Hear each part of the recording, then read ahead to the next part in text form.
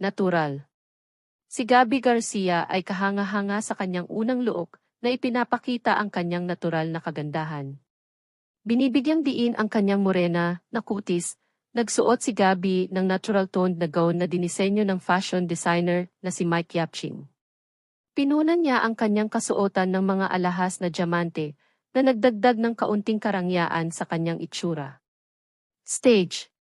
Pinaganda ni Gabby Garcia ang entablado sa kanyang kahanga-hangang kasuotan kasama ang kanyang mga co-hosts, sina Miss Universe 2018 Catriona Gray at Miss Universe 2022 Bonnie Gabriel.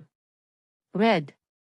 Matapos ang kanyang simpleng natural na look, pinainit ni Gabby Garcia ang entablado sa isang nag-aapoy na pulang gown mula sa Mestiza, New York.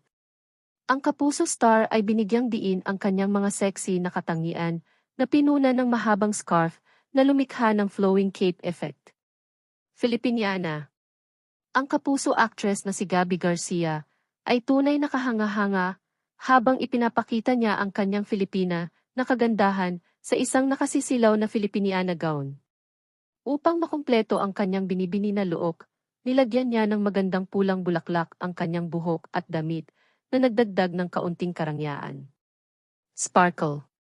Bukod kay Gabby Garcia, ang Senior Vice President ng GM Network na si Atty.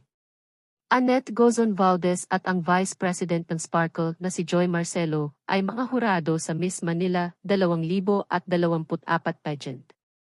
Upang gunitain ang hindi malilimutang gabi, ang tatlong babae ay nag-pose para sa isang larawan, ipinapakita ang kanilang kagandahan at karangyaan.